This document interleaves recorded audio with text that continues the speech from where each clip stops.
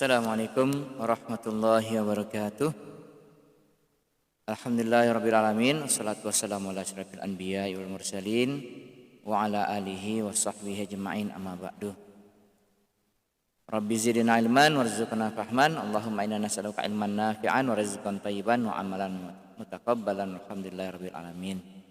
Kita masih melanjutkan materi kita di tentang sifat huruf. Sekarang kita masih mempelajari sifat huruf yang memiliki lawan.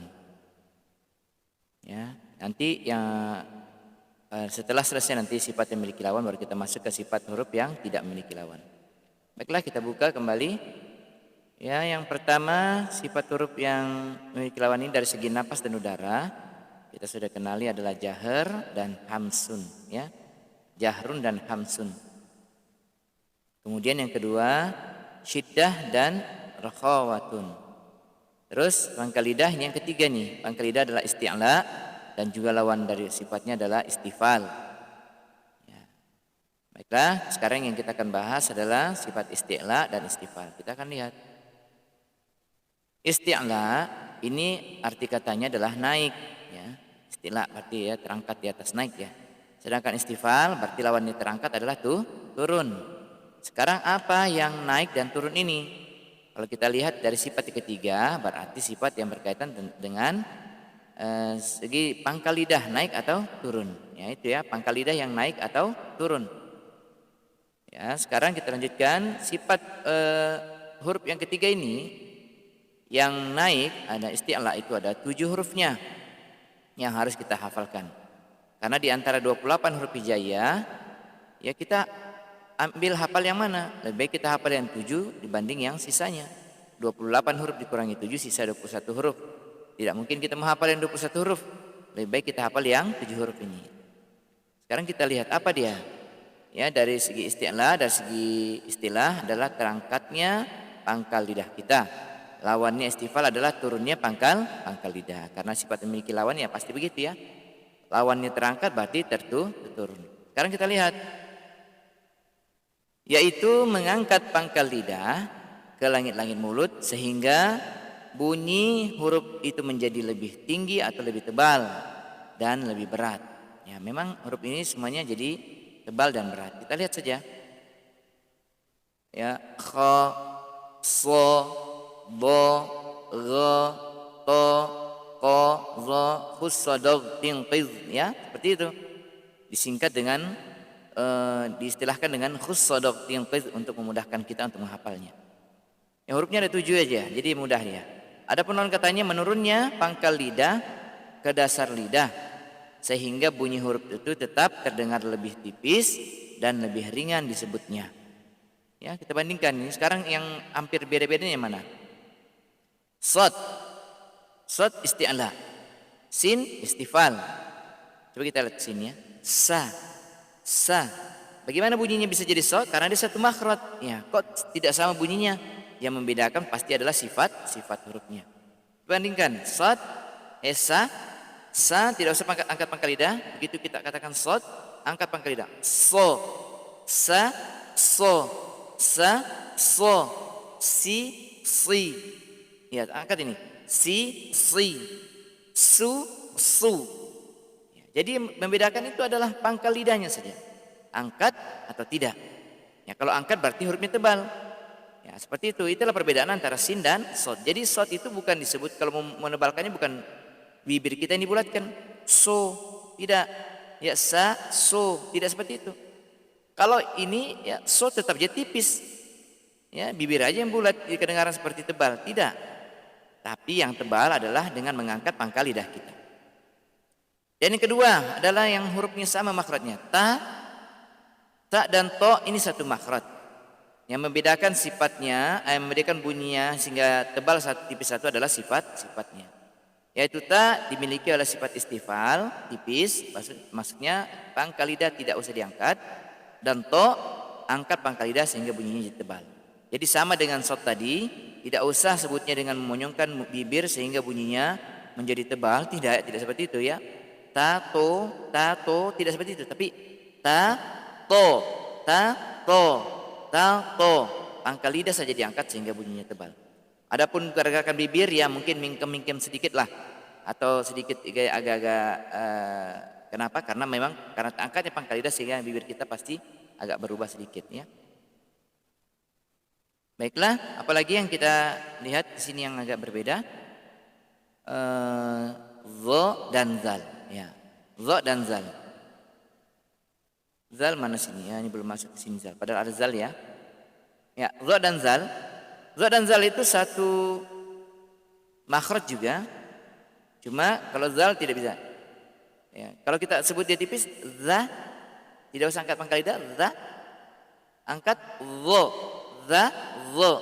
Ya, jadi kalau zalika, zalika tidak bisa dibaca zalika. Begitu juga dengan zalimin tidak bisa baca zalimin. Kenapa? Kalau tidak kita baca zalimin berarti huruf zal.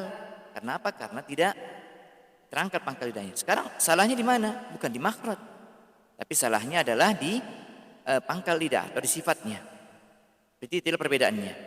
Baik lagi sekarang kita praktekkan ya. Khussadaq tinqiz. Kita hafalkan dulu. Khussadaq tinqiz. Khussadaq tinqiz. Kita latihan pada sifat tersebut. Khussa. Kita lihat kha. Oke, kita coba kha. Sifat pertamanya kita sudah ketahui kalau kha berarti fahassahu syakh. Ada kha di situ berarti dia hams. Kita lihat. Ya, pasti benar kan? Hamsun. Terlepasnya udara. Sifat yang kedua antara syiddah dan rakhawah. Kira-kira kha itu tertahan enggak suaranya kalau kita tahan? Suara tetap mengalir. Berarti suaranya sifatnya rakhawah. Kita lihat sifat kedua. Nah, itu rakhawah. Itu caranya. Sekarang sifat ketiga. Sudah kita tahu tadi kalau khussadaq tinqiz berarti kha termasuk bagian isti'la. Adalah sifat ketiganya adalah isti'la. Jadi sifat pertamanya dia adalah hams, kedua adalah rakhawah, ketiga adalah isti'la. Gampang sekali kita menghafalkannya. Baik kita praktekkan. Khakhiqu bakh, khakhiqu bakh, bakh. Suara mengalir, udara mengalir dan juga tebal karena terangkatnya pangkal lidah. Yakhda'una, yakhrujuna, yahsyuruna. Perhatikan lagi. Mukhsirina, mukhrijina, mukhbirina. Nah, itu adalah sifat kha. Sekarang kita lihat lagi huruf berikutnya. Khussa, shad. Kita lihat shad. Ini shad. Jadi kita ketahui shad fahassahu syakhsun sakat, fahassahu syakhsun. Ada shad di situ berarti dia hams. Suara mengalir apa tidak sifat kedua ini? Mengalir suaranya. Ya, karena dia rakhawah, tidak ada di ajidaqatin bakat. Tidak ada di situ berarti dia rakhawah. Kita lihat. Rakhawah. Sifat ketiganya dia isti'la.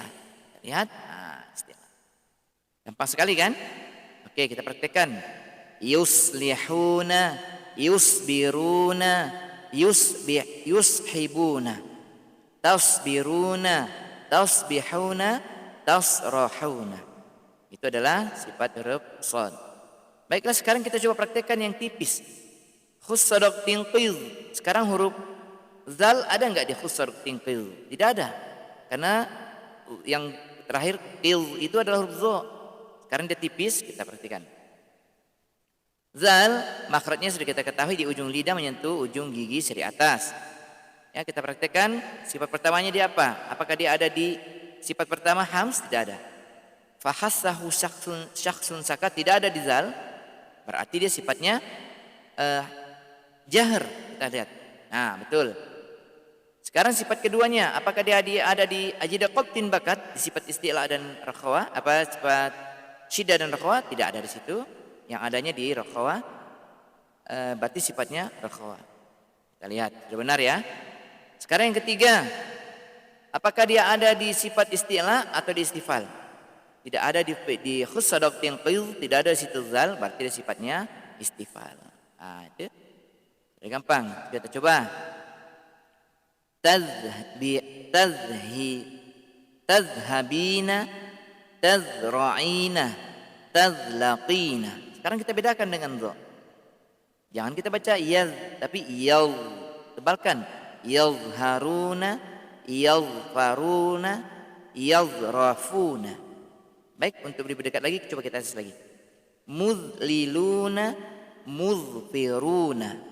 Lagi munkiruna, muzhiruna. Jadi seperti itu untuk membedakannya antara sifat isti'la dan istifal. Baiklah, sekarang kita lihat lagi yang huruf berikutnya to. To khussa daqtin qiz, khussa daqtin ting. Berarti ada to di situ. Ya, berarti to sifatnya isti'la. Kita lihat sifat pertamanya, apakah dia ada di sifat hams?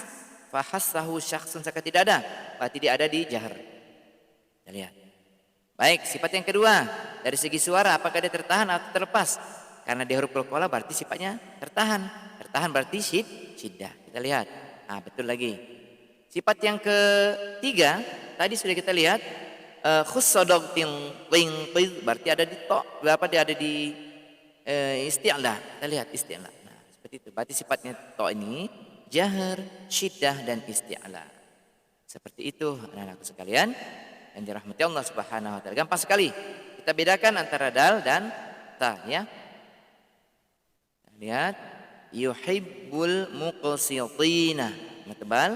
Sabilul mujrimina wa hum yatma'una wa fariqan yaqtuluna.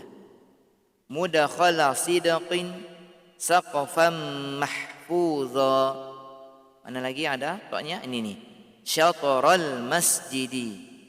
Ya, adapun pantulan itu qalqalah itu nanti tak sifat tambahan ya, sifat-sifat yang memiliki tidak memiliki lawan, itu sifat tambahan. Baik, kita sudah ketahui huruf to. Jadi demikianlah cara pembacaannya. Jadi untuk menghafalkan sifat-sifat huruf itu gampang sekali sebenarnya anak sekalian. Ya, kita lihat kembali di awal antara ya agar huruf yang keluar semakin sesuai dengan keaslian huruf-huruf Al-Quran. Karena huruf yang sudah tepat makhrajnya tapi belum tentu benar sifatnya. Jadi sudah kita pahami sifat huruf ada dua macam. Ya, yang kita sudah pelajari 3 sifat di sifat huruf yang memiliki lawan ini. Baiklah, sekarang Ustaz akan berikan tugas kepada kalian ya untuk bisa memberikan sifat kepada 3 huruf ya. Kita lihat dulu sebentar. 3 huruf saja ya. Sekarang kalian berikan sifat pada huruf 1 adalah huruf dal. Yang kedua adalah sifat lam. Yang ketiga adalah sifat ghain. Perhatikan dal, lam dan ghain. 3 huruf itu yang harus kalian berikan 3 sifatnya ya. Jadi sekarang ini cuma tugasnya itu aja, tidak tugas praktek baca, tidak. Yang jelas kalian sudah mengetahui 3 sifat daripada sifat-sifat yang memiliki lawan. Baiklah, demikianlah pembahasan sifat yang ketiga. Semoga apa yang kita pelajari ini sedikit menambah lagi wawasan kita di dalam membaca Al-Quran. Lebih dan kurangnya mohon maaf. Assalamualaikum warahmatullahi wabarakatuh.